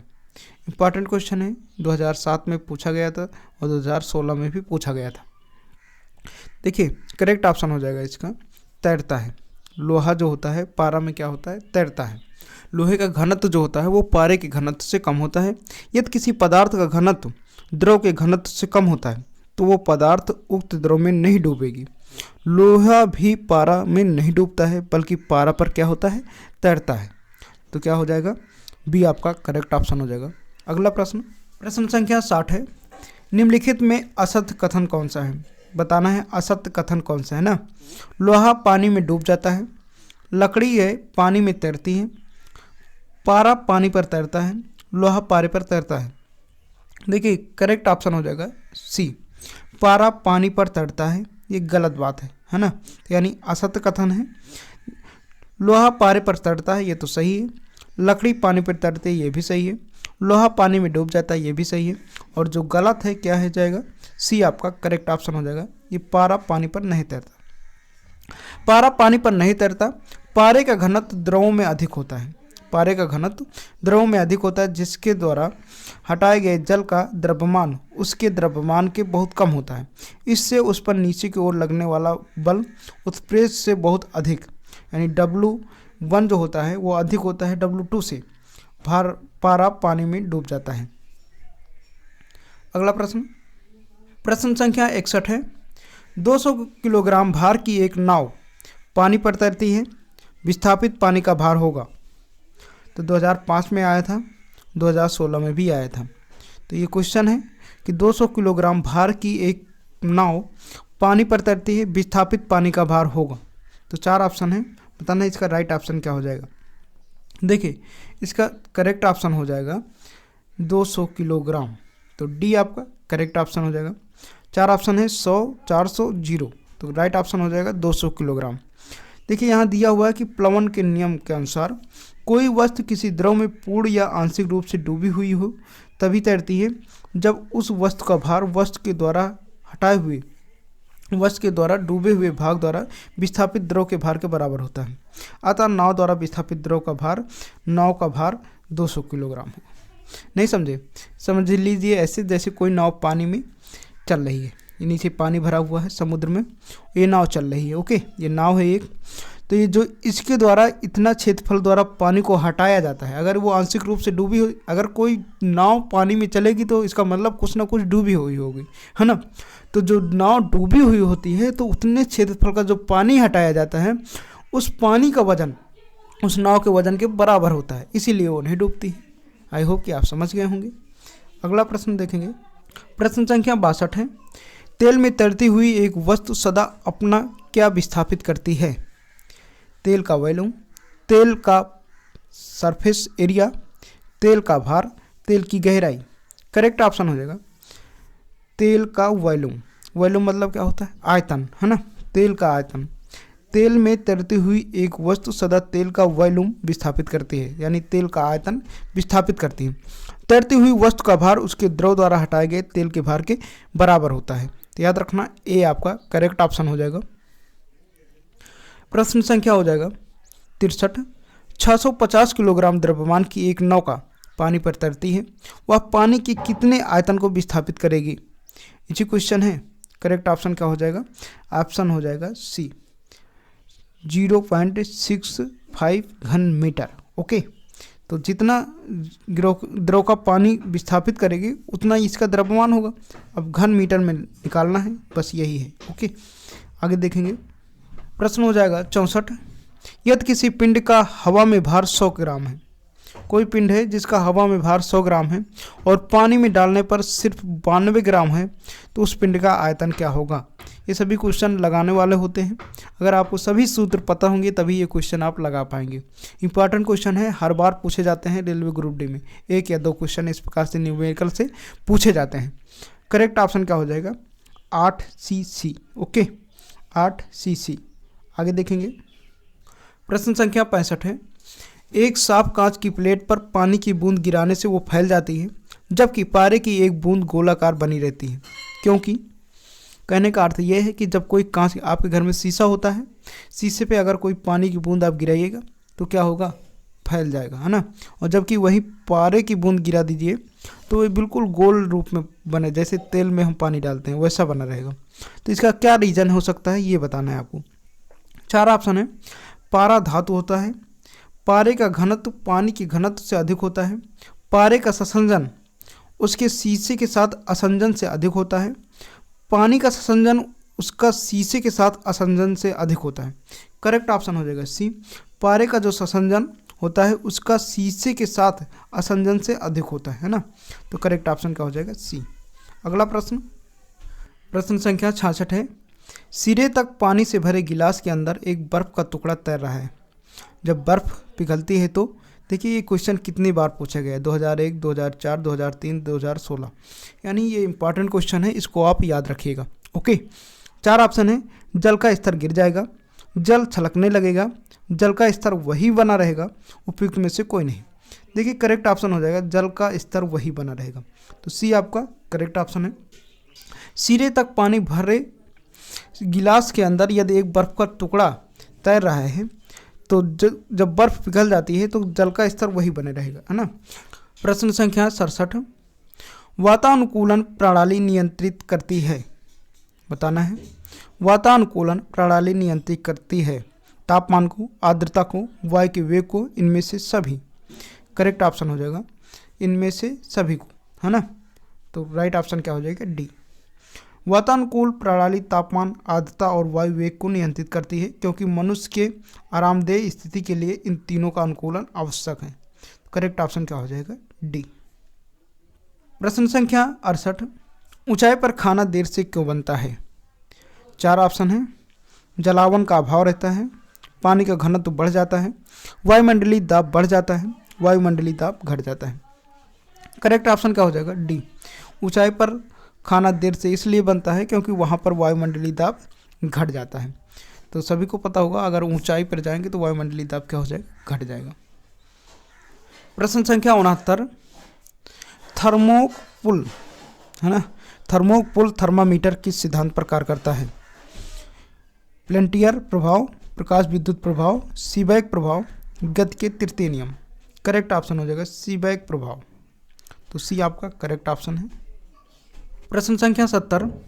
ऊनी कपड़े सूती कपड़ों की अपेक्षा गर्म होते हैं क्योंकि वे ताप के अच्छे शोषक होते हैं, ताप के अच्छे रोधक होते हैं, ताप के अच्छे वितरक होते हैं, सूती कपड़ों से भारी होती है। तो बताना कि ऊनी कपड़े सूती कपड़ों की अपेक्षा अधिक गर्म क्यों होते हैं? देखिए, इसका करेक्ट ऑप्शन हो जाएगा ताप के अच्छे रोधक होते हैं। तो बी आपका करेक्ट ऑप्शन हो जाएगा। ऊनी कपड़े सूती कपड़ों की अपेक्षा अधिक गर्म होते हैं क्योंकि ऊनी कपड़ों के बीच में हवा होती है ना। हवा ऊष्मा का कुचालक होती है, इसलिए ऊनी कपड़े ज़्यादा गर्म होते हैं। तो बी आपका करेक्ट ऑप्शन होगा। अगला प्रश्न, प्रश्न संख्या 71। परमाणु बम की खोज किसने की? परमाणु बम की खोज किसने की? Auto horn, Albert Einstein, Edison, Lord Rutherford. Correct option हो जाएगा ऑटो हॉर्न। ये आपका करेक्ट ऑप्शन हो जाएगा। परमाणु बम की खोज 1941 ईस्वी में ऑटो हॉर्न द्वारा की गई थी। परमाणु बम को नाभिकीय बम के नाम से भी जाना जाता है। इस बम को बनाने में यूरेनियम अथवा प्लूटोनियम का प्रयोग किया जाता है, तो ये भी याद रखना। अगला प्रश्न देखेंगे, प्रश्न संख्या 72। ग्रीष्म काल में हमें सफ़ेद वस्त्र धारण करने की सलाह दी जाती है। तो बताना है। 4 ऑप्शन है, वे भद्र दिखते हैं, उन्हें दूर से भी देखा जा सकता है, सफ़ेद वस्त्र ताप का अच्छा अवशोषण करते हैं, या एक परंपरा है। देखिए इसका करेक्ट ऑप्शन हो जाएगा सी, सफ़ेद वस्त्र ताप का कम अवशोषण करते हैं ना। तो जो सफ़ेद वस्त्र होते हैं वो ताप का कम अवशोषण करते हैं। तो करेक्ट ऑप्शन क्या हो जाएगा सी। ग्रीष्मकाल में हमें सफ़ेद वस्त्र धारण करने की सलाह दी जाती है क्योंकि सफ़ेद वस्त्र कम से कम ताप का अवशोषण तथा अधिक से अधिक ताप का परिवर्तन करते हैं। प्रश्न संख्या 73 है, बाहर से 4 भिन्न भिन्न प्रकार के पेंट किए गए धातु के 4 प्यालों में एक साथ गर्म कॉफ़ी डाली गई। कुछ समय पश्चात किस प्याली की कॉफ़ी सबसे ठंडी पाई जाएगी? तो 4 ऑप्शन है, खुरदरा सफ़ेद, चमकीला सफ़ेद, खुरदरा काला, और ऑप्शन नंबर डी है चमकीला काला। राइट ऑप्शन हो जाएगा खुरदरा काला, सी आपका करेक्ट ऑप्शन हो जाएगा। खुरदरा काला रंग विकिरण का अच्छा अवशोषक है होने के साथ साथ अच्छा उत्सर्जक भी होता है ना। करेक्ट ऑप्शन क्या हो जाएगा सी। प्रश्न संख्या 74, ऊष्मा विकिरणों की गति होती है। 4 ऑप्शन है। देखिए इंपॉर्टेंट क्वेश्चन है, ध्वनि के बराबर, प्रकाश के बराबर, पराश्रवित रंगों के बराबर, इनमें से कोई नहीं। करेक्ट ऑप्शन हो जाएगा आपका बी, प्रकाश के बराबर। ऊष्मा विकिरणों की गति के प्रकाश वेग के बराबर होती है, याद रखेंगे। अगला प्रश्न, प्रश्न संख्या 75, एक लोहे के हथौड़े को धूप में रखा जाए तो यह इसकी लकड़ी के हत्थे से अधिक गर्म होगा क्योंकि लोहा उच्च ताप क्रम पर होता है, लोहा लकड़ी से काला होता है, लोहा अधिक ऊष्मा को सोख लेता है, लोहा ऊष्मा का सुचालक होता है। करेक्ट ऑप्शन क्या हो जाएगा डी, लोहा ऊष्मा को सुचालक होता है। करेक्ट ऑप्शन क्या हो जाएगा डी, है ना। एक लोहे के हथौड़े को धूप में रखा जाए तो यह इसके लकड़ी के हत्थे से अधिक गर्म हो जाता है क्योंकि ये लोहा ऊष्मा का सुचालक होता है। अगला देखेंगे, प्रश्न संख्या 76, एक ढके हुए बर्तन को एक स्थिर तापमान पर रखा जाता है। सर्वप्रथम इसे रिक्त किया जाता है और फिर इसमें लगातार भाप छोड़ी जाती है। बर्तन के भाप का दाब बताइए, पहले बढ़ता है और फिर घटता है, लगातार बढ़ता है, पहले बढ़ता है और फिर स्थिर बना रहता है, इनमें से कोई नहीं। करेक्ट ऑप्शन हो जाएगा सी, पहले बढ़ता है और फिर स्थिर बना रहता है। तो करेक्ट ऑप्शन क्या हो जाएगा सी। प्रश्न संख्या 77, वास्तविक रूप से एक्सरे होते हैं। बताना है, वास्तविक रूप से एक्सरे होते हैं धीमी गति के इलेक्ट्रॉन, तेज गति के इलेक्ट्रॉन, विद्युत चुम्बकीय तरंगे, धीमी गति के न्यूट्रॉन। करेक्ट ऑप्शन हो जाएगा विद्युत चुम्बकीय तरंगे। एक्सरे जो एक्सरे करवाया जाता है हृदय का, पेट का ना, तो ये एक्सरे कैसे होते हैं? विद्युत चुम्बकीय तरंगे होती हैं। ओके। प्रश्न संख्या 78, भारत के लिए अत्यंत उपयुक्त अपारंपरिक ऊर्जा स्रोत है। सौर ऊर्जा, पवन ऊर्जा, ज्वारीय तरंग ऊर्जा, नाभिकीय ऊर्जा। करेक्ट ऑप्शन हो जाएगा सौर ऊर्जा। भारत के लिए अत्यंत उपयुक्त अपारंपरिक ऊर्जा स्रोत है सौर ऊर्जा, तो ए आपका करेक्ट ऑप्शन हो जाएगा। प्रश्न संख्या 79, जब 2 विभिन्न ताप वाली वस्तुओं को आपस में मिलाया जाता है तो मिश्रण का ताप होगा अधिक ताप वाली वस्तु के ताप से अधिक होगा और अधिक ताप वाली वस्तु के ताप से कम, लेकिन कम ताप वाली वस्तु से ताप से अधिक। दोनों वस्तुओं के तापों का योग बराबर होगा, कम ताप वाली वस्तु के ताप से भी कम। राइट ऑप्शन हो जाएगा बी, अधिक ताप वाली वस्तु के ताप से कम लेकिन कम ताप वाली वस्तु से अधिक होगा, है ना। आगे देखेंगे। अगला प्रश्न है प्रश्न संख्या 80, वायुमंडल की किस प्रकार की स्थिति को चक्रवात से प्रस्तुत किया जाता है? चारों ओर उच्च दाब से घिरा केंद्र में निम्न दाब, चारों ओर निम्न दाब से घिरा केंद्र में उच्च दाब, चारों ओर से निम्न दाब की स्थिति, उपयुक्त में से कोई नहीं। चक्रवात किसे कहा जाता है? चारों ओर से उच्च दाब से घिरा केंद्र में निम्न दाब, जिसे बॉन्डर कहा जाता है अपने गांव में ना, तो उसी को चक्रवात बोला जाता है। आगे देखेंगे। प्रश्न संख्या 81, 1 ग्राम वाले पदार्थ का तापमान 1 डिग्री सेंटीग्रेड बदलने के लिए आवश्यक ऊष्मा की मात्रा को क्या कहते हैं? 4 ऑप्शन है, ऊर्जा, विशिष्ट ऊष्मा, गुप्त ऊष्मा, इनमें से कोई नहीं। इंपॉर्टेंट क्वेश्चन है, देखिए कितनी बार पूछा गया है। देखिए इसका राइट ऑप्शन हो जाएगा विशिष्ट ऊष्मा। ओके। किसी पदार्थ के 1 ग्राम तापमान को 1 डिग्री सेंटीग्रेड बढ़ाने के लिए आवश्यक ऊष्मा की मात्रा को उस पदार्थ की विशिष्ट ऊष्मा कहते हैं, तो बी आपका करेक्ट ऑप्शन होगा। अगला प्रश्न, प्रश्न नंबर 82, एक फोटो विद्युत सेल परिवर्तित करता है। 4 ऑप्शन है। प्रकाश ऊर्जा को ऊष्मीय ऊर्जा में, प्रकाश ऊर्जा को ध्वनि ऊर्जा में, प्रकाश ऊर्जा को विद्युत ऊर्जा में, विद्युत ऊर्जा को प्रकाश ऊर्जा में। करेक्ट ऑप्शन हो जाएगा सी, प्रकाश ऊर्जा को विद्युत ऊर्जा में। एक फोटो विद्युत सेल परिवर्तित करता है प्रकाश ऊर्जा को विद्युत ऊर्जा में, तो सी आपका करेक्ट ऑप्शन हो जाएगा। अगला प्रश्न, प्रश्न संख्या 83, 1270 से 1675 के पर वायु की अनुपस्थिति में कोयले को गर्म करने की प्रक्रिया क्या कहलाती है? थर्मल क्रैकिंग, प्रभंजन आसवन, thermal distillation, catalyst cracking. Correct option हो जाएगा प्रभंजन आसवन, तो बी आपका करेक्ट ऑप्शन हो जाएगा। प्रभंजन आसवन में पदार्थ की वायु की अनुपस्थिति में इतना अधिक गर्म किया जाता है कि पदार्थ में रासायनिक परिवर्तन हो जाए। कोयले के प्रभंजन आसवन से कोयला गैस का निर्माण होता है ना, तो बी आपका करेक्ट ऑप्शन होगा। अगला प्रश्न, प्रश्न संख्या 84, 1 कैलोरी 1 ग्राम तांबे के तापमान को अनुमानित कितना बढ़ाने में सामर्थ्य है? 1 degree centigrade, 5 degree centigrade, 10 degree centigrade, 20 degree centigrade. Correct option हो जाएगा 10 डिग्री सेंटीग्रेड, है ना। तो 1 कैलोरी 1 ग्राम तांबे के तापमान को अनुमानित कितना बढ़ाने में सामर्थ्य है? तो 10 डिग्री सेंटीग्रेड, सी आपका करेक्ट ऑप्शन होगा। अगला प्रश्न, ये सभी सूत्र आपको याद कर लेना, ओके। पीडीएफ जब आप डाउनलोड करेंगे तो ये सभी सूत्र आपको याद करना है।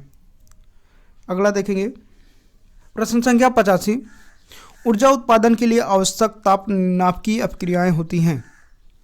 पृथ्वी के केंद्र पर, तारों के अंदर, ज्वालामुखियों में, कृत्रिम उपग्रह में।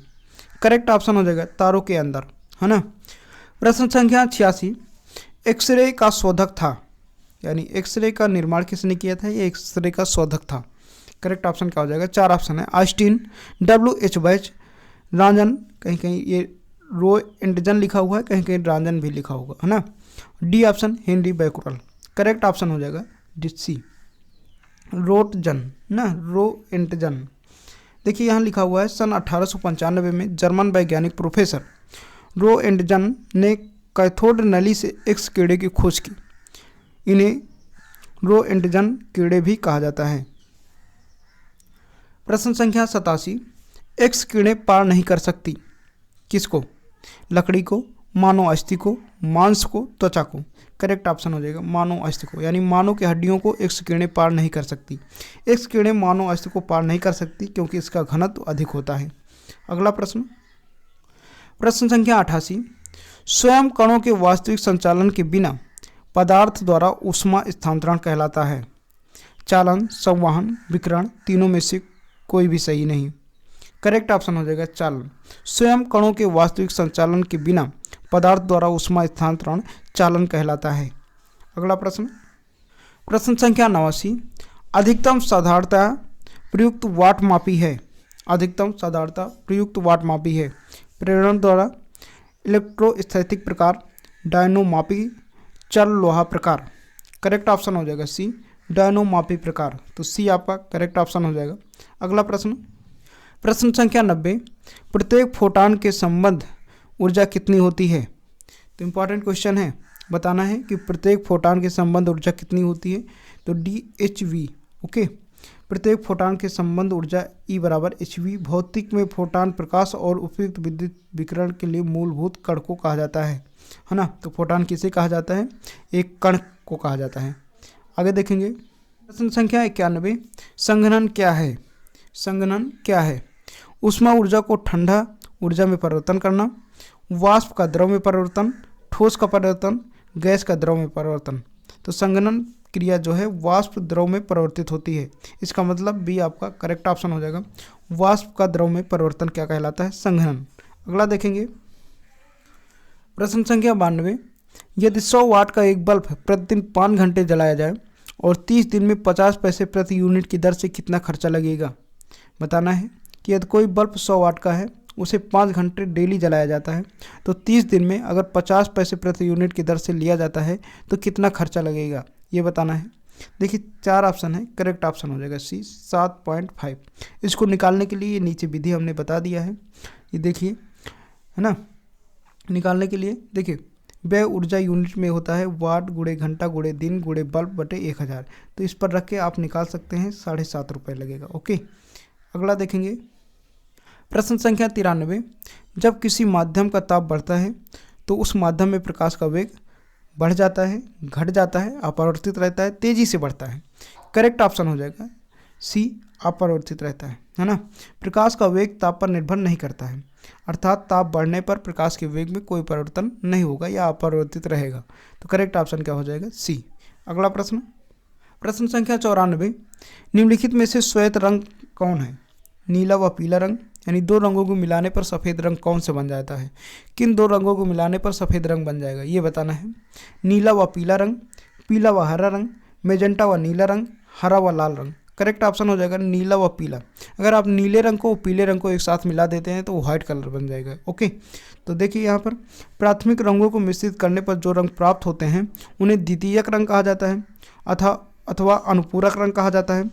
नीला तथा पीला रंग और हरा व मैजेंटा रंग को आपस में मिलाने पर दोनों श्वेत रंग बन जाएंगे। ओके, आगे देखेंगे। प्रश्न संख्या 95, नेत्र लेंस की फोकस दूरी को एडजस्ट करने के लिए निम्नलिखित में से कौन नेत्र की सहायता करता है? कार्निया, कंज्यूटा, सिलिया पिंड, आइरिस। करेक्ट ऑप्शन हो जाएगा सिलिया पिंड, है ना।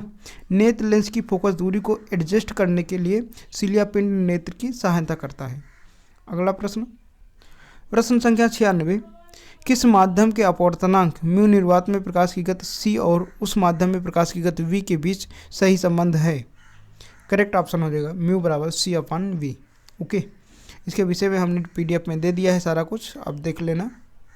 अगला प्रश्न है 97, 1.5 मीटर लंबे व्यक्ति को अपना संपूर्ण प्रतिबिंब देखने के लिए आवश्यक दर्पण की न्यूनतम लंबाई होगी।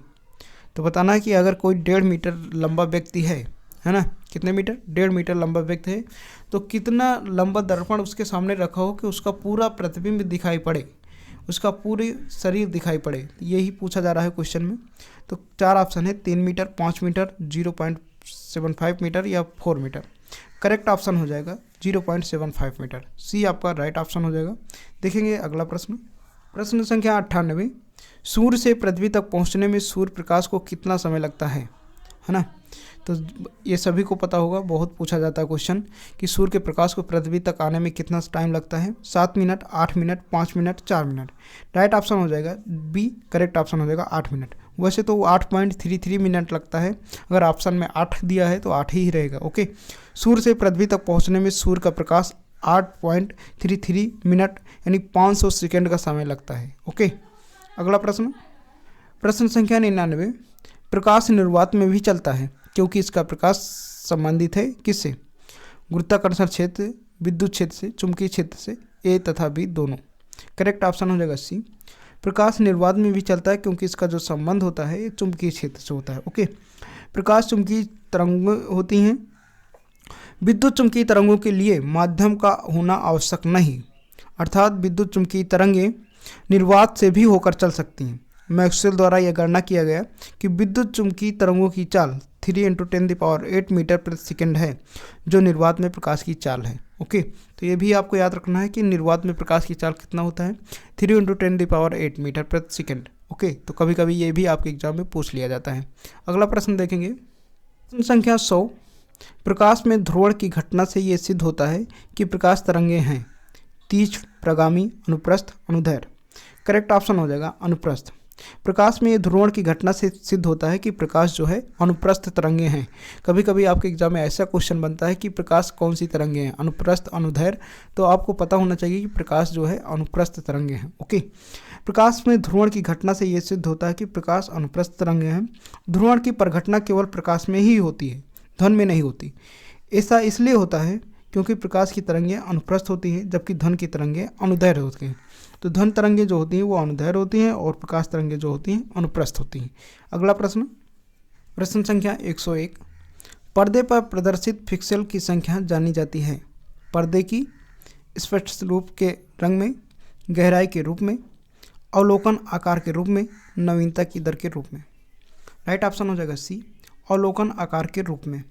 पर्दे पर प्रदर्शित पिक्सेल की संख्या जानी जाती है पर्दे के अवलोकन आकार के रूप में। सी आपका करेक्ट ऑप्शन हो जाएगा। अगला प्रश्न, प्रश्न संख्या 101, यदि वायुमंडल नहीं हो तो पृथ्वी से आकाश किस रंग का दिखाई देगा? तो बताना है, 4 ऑप्शन है, काला, नीला, नारंगी, लाल। राइट ऑप्शन हो जाएगा ए, काला। यदि वायुमंडल ना हो तो पृथ्वी आकाश से किस रंग का दिखाई देगा? काला। अगला प्रश्न, प्रश्न संख्या 103, किस रंग का तरंग दैर्ध्य कम होता है? बैगनी, लाल, हरा, नीला। राइट ऑप्शन हो जाएगा ए बैगनी। बैगनी रंग का तरंग दैर्ध्य सबसे कम, प्रकीर्णन सबसे अधिक होता है, लाल रंग का तरंग दैर्ध्य सबसे अधिक होता है तथा प्रकीर्णन सबसे कम होता है। तो याद रखेंगे। अगला प्रश्न संख्या 104, तड़ित की चमक उसकी गर्जन सुनाई देने से पहले देखने में आती है, क्यों?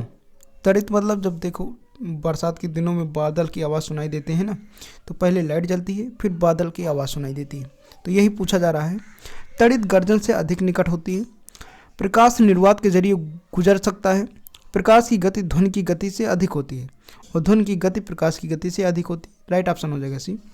जो प्रकाश की गति होती है वो ध्वनि की गति से अधिक होती है। ओके, तो इसी कारण प्रकाश की गति ध्वनि की गति से अधिक होती है, इसलिए तड़ित की चमक पहले तथा गर्जन बाद में सुनाई देती है।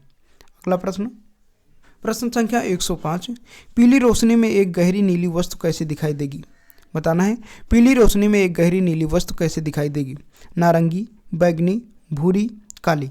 राइट ऑप्शन हो जाएगा डी काली। कैसी दिखाई देगी? काली। पीली रोशनी में गहरी नीली वस्तु कैसी दिखाई देगी? काली। अगला प्रश्न, प्रश्न संख्या 106, एक 2 सेंटीमीटर लंबी वस्तु को 10 सेंटीमीटर फोकस दूरी वाले अवतल दर्पण के सामने 15 सेंटीमीटर की दूरी पर स्थापित किया जाता है। प्रतिबिंब दर्पण से कितनी दूरी पर होगा? तो ये सूत्र द्वारा लगेगा। करेक्ट ऑप्शन हो जाएगा 30 सेंटीमीटर। ओके, आप हल करके देख लीजिएगा।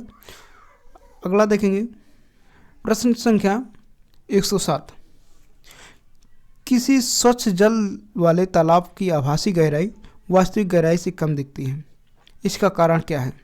अपवर्तन, परावर्तन, जल की पारदर्शिता, विसरण।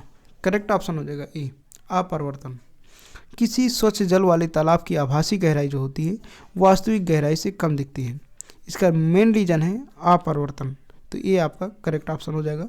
अगला प्रश्न, प्रश्न संख्या 108, मोटर वाहनों के पश्च दृश्य दर्पण के रूप में कौन सा दर्पण उपयोग में आता है? मतलब मोटर वाहनों में पीछे के दृश्य देखने के लिए कौन सा दर्पण प्रयोग किया जाता है, ये बताना है। 4 ऑप्शन है, उत्तल, समतल, अवतल, गोली। करेक्ट ऑप्शन हो जाएगा उत्तल दर्पण। जो पीछे के भाग देखने के लिए उत्तल दर्पण का प्रयोग किया जाता है मोटर गाड़ियों में। ओके, अगला प्रश्न इंपॉर्टेंट है, याद रखेंगे ये सभी।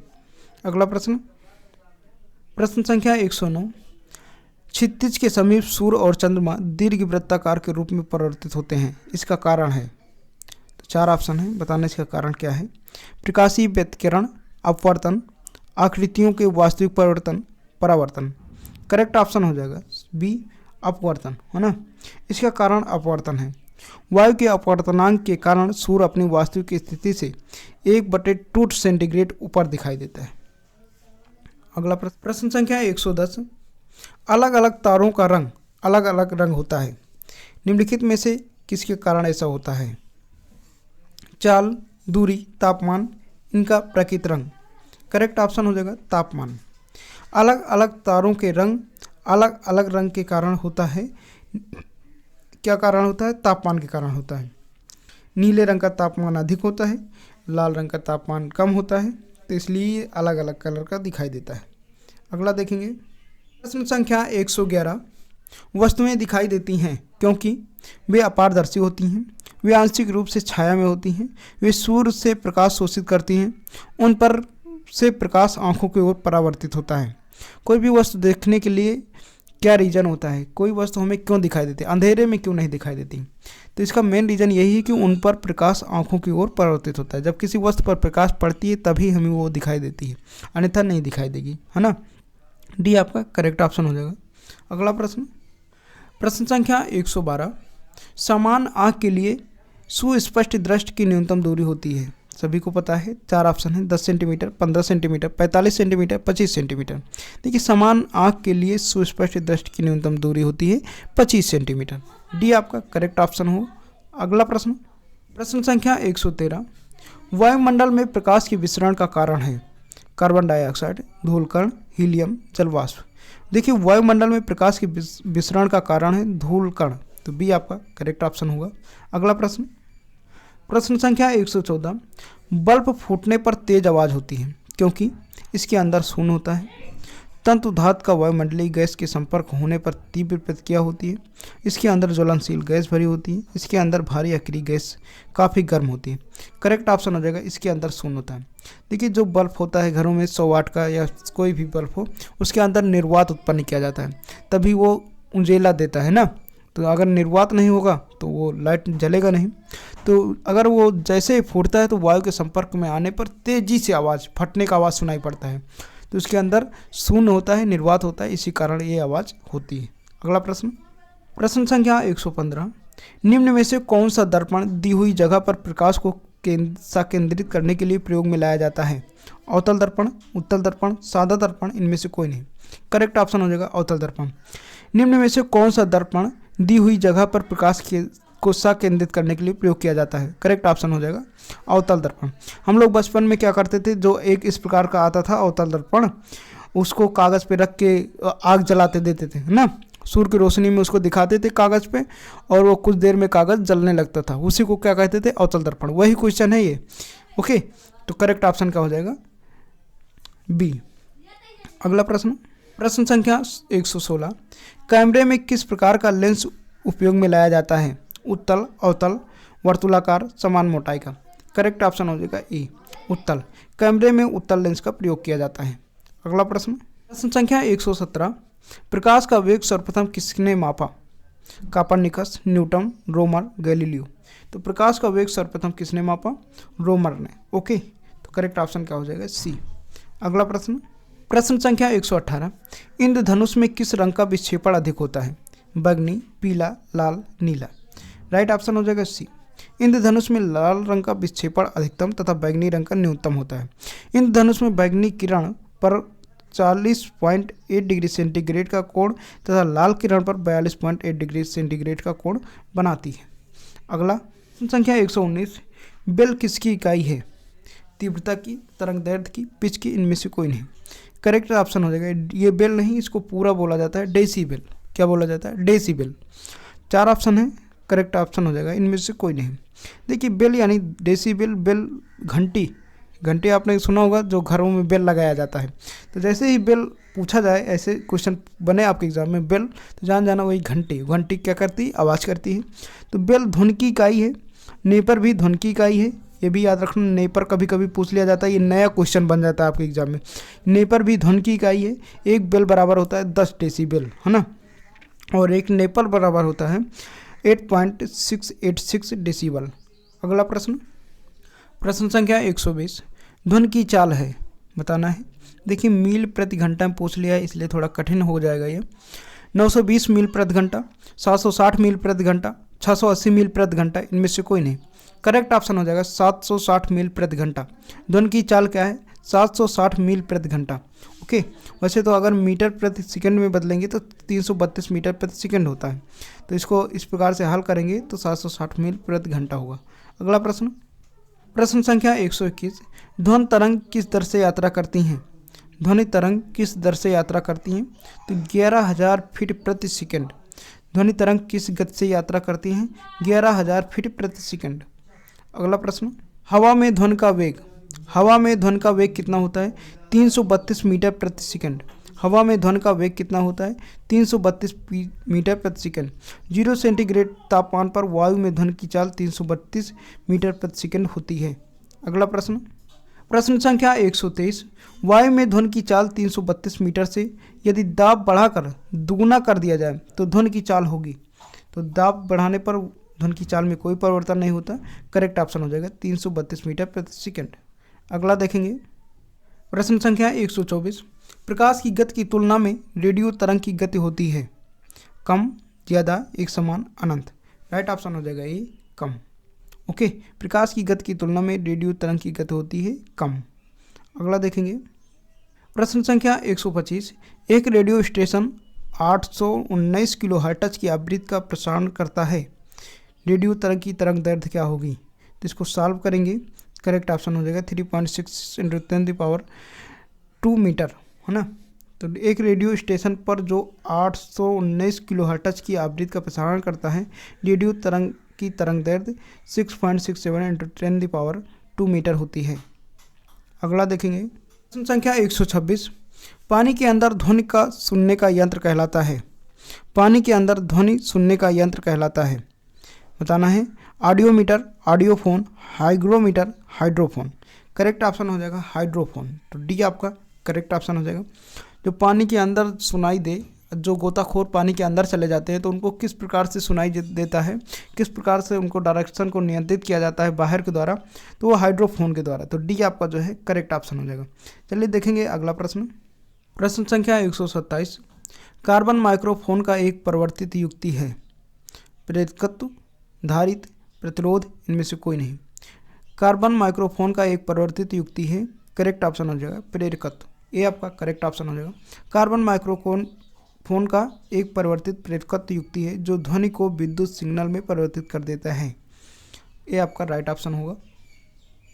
प्रश्न संख्या 128। यदि दो आदमी चंद्रमा की सतह पर बात करते हैं तो वे चंद्रमा पर एक दूसरे की आवाज़ को पृथ्वी की तुलना में देर बाद सुन सकते हैं। चंद्रमा पर उतने ही समय में सुन सकते हैं जितना कि पृथ्वी पर सुन सकते हैं। एक दूसरे की आवाज़ नहीं सुन सकते हैं। एक दूसरे की प्रतिध्वनि बार बार सुन सकते हैं। करेक्ट ऑप्शन हो जाएगा एक दूसरे की आवाज़ नहीं सुन सकते हैं। अगर दो व्यक्ति चंद्रमा पर गए हैं, वहाँ एक दूसरे से बात करेंगे तो एक दूसरे की आवाज़ नहीं सुन पाएंगे, क्योंकि चंद्रमा पर क्या है, निर्वात पाया जाता है। हालांकि थोड़ा बहुत ऑक्सीजन पाया जाता है, लेकिन आवाज़ सुनने के बराबर नहीं पाया जाता है ना। अगला देखेंगे। ये क्वेश्चन काफ़ी इंपॉर्टेंट रहेगा आपके एग्जाम की दृष्टि से। Question number 129। निम्न में से किस माध्यम में ध्वनि का वेग सर्वाधिक होता है? निर्वात, गैस, द्रव, ठोस। राइट ऑप्शन हो जाएगा ठोस। तो ठोस में ध्वनि का वेग सबसे अधिक होता है। ओके, तो याद रखेंगे ठोस में द्रव का वेग सबसे अधिक होता है। अगला प्रश्न, प्रश्न संख्या 130। ध्वनि के वेग पर प्रभाव नहीं पड़ता। ध्वनि के वेग पर प्रभाव नहीं पड़ता। ताप का, माध्यम का, दाब का, आर्द्रता का। करेक्ट ऑप्शन हो जाएगा दाब का। ध्वनि के वेग पर प्रेशर का कोई प्रभाव नहीं पड़ता। ध्वनि का वेग उस माध्यम पर निर्भर करता है जिसमें ध्वनि का संचरण होता है। किसी आदर्श गैस में ध्वनि का वेग का उसके ताप पर निर्भर करता है। एक नियत ताप पर आदर्श गैस का दाब का ध्वनि वेग पर कोई प्रभाव नहीं पड़ता। ओके, आगे देखेंगे। प्रश्न संख्या 131। ध्वनि का वेग निर्भर करता है तीव्रता पर, स्वरूप पर, तरंगदैर्घ्य पर, इनमें से कोई नहीं। करेक्ट ऑप्शन हो जाएगा ध्वनि का वेग तरंगदैर्घ्य पर निर्भर करता है। तो सी आपका करेक्ट ऑप्शन हो जाएगा। ध्वनि का वेग बराबर होता है तरंगदैर्घ्य गुणे आवृत्ति। ओके, अगला प्रश्न है 132। डेसीबल के मापने में 20 डेसीबल ध्वनि 10 डेसीबल ध्वनि से कितना गुना उच्च होगा, ये बताना है। 2 गुना, 10 गुना, 100 गुना, इनमें से कोई नहीं। करेक्ट ऑप्शन हो जाएगा 10 गुना, है ना। 20 डेसीबल की ध्वनि 10 डेसीबल से 10 गुना अधिक उच्च है। मानव कण यानी मानव कान को न्यूनतम 20 डेसीबल ध्वनि की आवश्यकता होती है या सुन सकता है। जो आदमी होता है वो 20 डेसीबल ध्वनि जो है न्यूनतम सुन सकता है, और 10 डेसीबल की श्वसन ध्वनि को मानव कण सुन सकता है ना। अगला देखेंगे। प्रश्न संख्या 133। ध्वनि तरंग अपने मार्ग में रुकावट आने पर क्या होती हैं, क्या हो जाती हैं, ये बताना है। 4 ऑप्शन है। मुड़ जाती हैं, सीधी लौट जाती हैं, या रुक जाती हैं, लौट जाती हैं। करेक्ट ऑप्शन होता है डी, लौट जाती हैं। ध्वनि तरंगे अपने मार्ग में रुकावट आने पर क्या होती हैं, लौट जाती हैं। इसीलिए कभी कभी आपको प्रतिध्वनि सुनाई देता है। आप बाहर जाकर तेज़ी से आवाज़ दीजिए और कहीं कोई दीवार उवाल होगा तो आवाज़ टकरा के आपको ही सुनाई देगी आपकी आवाज़, है ना। तो वैसे कोई अगर माध्यम में अवरोध आ जाता है तो ध्वनि तरंग आपस में मुड़ जाती हैं। अगला प्रश्न, प्रश्न संख्या 134। एक सुपरसोनिक वायुयान की गति होती है, बताना है। एक सुपरसोनिक वायुयान की गति होती है ध्वनि की चाल के बराबर, ध्वनि की चाल से कम, ध्वनि की चाल से अधिक, प्रकाश की चाल के बराबर। करेक्ट ऑप्शन हो जाएगा सी, ध्वनि की चाल से अधिक। प्रश्न संख्या 135। पराश्रव्य ध्वनि सुनी जा सकती है कुत्तों के द्वारा, मनुष्यों के द्वारा, माइक्रोफोन की सहायता से, किसी के द्वारा नहीं। करेक्ट ऑप्शन हो जाएगा कुत्तों के द्वारा। मनुष्य द्वारा सुनी जाने वाली ध्वनि 20 से लेकर 20,000 हर्ट्ज के बीच होती है, जबकि कुत्तों एवं बिल्लियों के द्वारा 30,000 हर्ट्ज से ऊपर की ध्वनि सुनी जा सकती है। ओके, तो ये भी पॉइंट आपको याद रखना है। देखेंगे अगला प्रश्न। प्रश्न संख्या 136।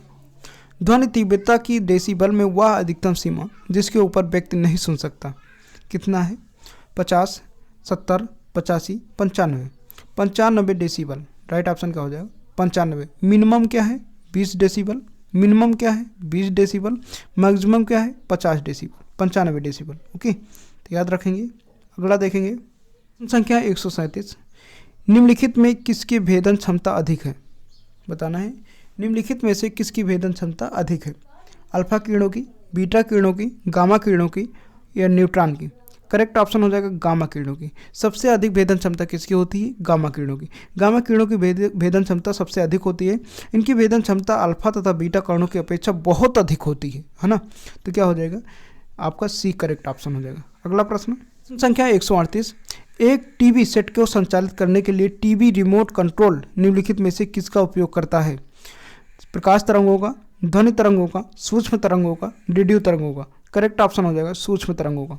जो टीवी कंट्रोल किया जाता है रिमोट के द्वारा, तो उसके जो रिमोट से द्वारा जब कंट्रोल किया जाता है तो सूक्ष्म तरंगे निकलती हैं। कैसे, सूक्ष्म तरंगे, वही जाकर कंट्रोल करती हैं।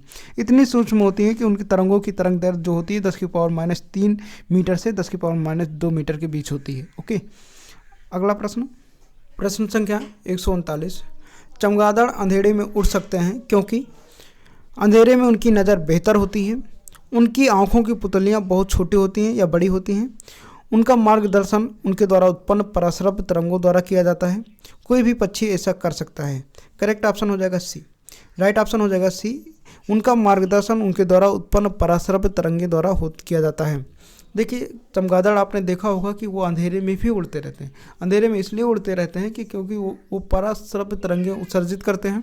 वो कहीं जो भी अवरोध आता है उससे टकरा करके उनको सुनाई पड़ता है। तो ये लोग क्या करते हैं, पराश्रव्य तरंगे उत्सर्जित करते हैं। करेक्ट ऑप्शन हो जाएगा सी। अगला प्रश्न देखेंगे, प्रश्न संख्या 140, निम्नलिखित में से किसका प्रयोग समुद्र की गहराई जानने में या कोई मोटाई मापने या हिमशैल की स्थिति या धातुओं में त्रुटि जानने के लिए किया जाता है। 4 ऑप्शन है, पराश्रव्य, एक्स किरणें, प्रकाश तरंग दैर्घ्य और भाभा किरणें। करेक्ट ऑप्शन हो जाएगा पराश्रव्य। तो ये आपका राइट ऑप्शन हो जाएगा। देखेंगे अगला प्रश्न संख्या 141, सबसे कम तरंग लंबाई वाली किरणें हैं, एक्स किरणें, अल्फा किरणें, बीटा किरणें, गामा किरणें। करेक्ट ऑप्शन हो जाएगा गामा किरणें। सबसे कम तरंग लंबाई वाली किरणें हैं गामा किरणें। तो डी आपका करेक्ट ऑप्शन हो जाएगा। अगला प्रश्न संख्या 142, 3000 एंगस्ट्रॉम तरंग दैर्घ्य की प्रकाश तरंग की आवृत्ति होगी। तो कितनी आवृत्ति होगी इसकी, ये बताना है आपको। करेक्ट ऑप्शन हो जाएगा 1 × 10⁻15 हर्ट्ज। अगला प्रश्न 143 नंबर है, एक बिट से विस्पंद का उत्पन्न होना या प्रोडक्शन किस घटना का परिणाम है। तो ये परिणाम है सुपरपोजिशन का। तो डी आपका करेक्ट ऑप्शन हो जाएगा। जब लगभग समान आवृत्ति की दो तरंगें एक ही दिशा में चलकर अध्यारोपण करती हैं तो विस्पंद उत्पन्न होते हैं। ओके, तो डी आपका राइट ऑप्शन हो जाएगा। प्रश्न संख्या 144, विद्युत चुंबकीय तरंगों में कौन सा तरंग दैर्घ्य सबसे लंबा है। तो कौन सा तरंग दैर्घ्य सबसे लंबा है, 3 × 66 × 10⁻³ मीटर। ओके, विद्युत चुंबकीय तरंगों का तरंग दैर्घ्य प्रतिशत 10⁻14 से लेकर 10⁻4 मीटर तक होता है। और न्यूनतम तरंग दैर्घ्य गामा किरणों का होता है, जिसका तरंग दैर्घ्य दीर्घ रेडियो तरंग दैर्घ्य का होता है। और इसका तरंग दैर्घ्य परिसर 1 मीटर से लेकर 10⁻4 मीटर तक होता है। प्रश्न संख्या 145, किसी पदार्थ या तत्व का द्रव्यमान जो एक इलेक्ट्रोलाइट से युक्त हुआ है विलयन से गुजरने वाले आवेश यानी चार्ज के अनुक्रमानुपाती होता है, यह नियम कहलाता है अवोगाद्रो का नियम, विद्युत विश्लेषण का फैराडे का प्रथम नियम, विद्युत विश्लेषण का फैराडे का द्वितीय नियम, विद्युत का किरचॉफ नियम। करेक्ट ऑप्शन हो जाएगा विद्युत विश्लेषण का फैराडे का प्रथम नियम। प्रश्न संख्या 146, विद्युत अपघटन के नियम किसके द्वारा दिए गए हैं, Faraday, Maxwell, length, bore. Correct option हो जाएगा फैराडे। विद्युत अपघटन के नियम किसके द्वारा दिए गए हैं, फैराडे के द्वारा। जब किसी रासायनिक विलयन में विद्युत प्रवाहित की जाती है तो वह आयनों में विघटित होना शुरू हो जाता है। इस क्रिया को विद्युत अपघटन कहते हैं। यह नियम सर्वप्रथम फैराडे द्वारा दिया गया है। करेक्ट ऑप्शन हो जाएगा ए, फैराडे। ओके, अगला प्रश्न संख्या है 147, एक फैराडे बराबर होता है 1 कूलम्ब बटे 1 वोल्ट, दूसरा है 1 कूलम्ब बटे 1 एम्पियर, तीसरा है 1 कूलम्ब बटे 1 सेकेंड और डी ऑप्शन है 1 कूलम्ब बटे 1 ओम। करेक्ट ऑप्शन हो जाएगा 1 कूलाम बटे 1 वोल्ट। किसी इलेक्ट्रोड से विद्युत धारा या विद्युत के प्रवाहित होने की 1 फैराडे कहते हैं। ओके, अगला देखेंगे प्रश्न संख्या 148। परिपथ का शक्ति गुणक परिपथ में किसको सम्मिलित करने पर उन्नत किया जा सकता है? संधारित्र, प्रतिरोधक, प्रेरक, इनमें से कोई नहीं। करेक्ट ऑप्शन हो जाएगा ए, संधारित्र। ओके, तो राइट ऑप्शन ए। विद्युत परिपथ का शक्ति गुणांक या गुणक संधारित्र को सम्मिलित करने पर उन्नत किया जा सकता है। प्रश्न संख्या 149। निम्नलिखित में से कौन सा अवयव किसी इलेक्ट्रॉनिक परिपथ में डीसी को ब्लॉक करने के लिए उपयोग में लिया जाता है? प्रतिरोध, धारिता, प्रेरकता या डायोड? करेक्ट ऑप्शन हो जाएगा धारिता, तो बी आपका करेक्ट ऑप्शन हो जाएगा। ओके, कैपेसिटेंस इलेक्ट्रॉनिक परिपथ में डीसी को रोकने के लिए उपयोग होता है। डीसी वोल्टेज के लिए आवृत्ति शून्य है, इसलिए कैपेसिटिव रिएक्टेंस अनंत होता है। ओके, तो बी आपका करेक्ट ऑप्शन है। अगला प्रश्न संख्या 150।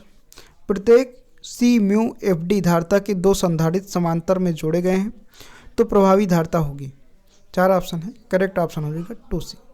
ओके, इस प्रकार से इसको हल कर सकते हैं। अगला देखेंगे प्रश्न संख्या 151। किसी संधारित्र को विद्युत परिपथ में किस लिए प्रयोग में लाया जाता है?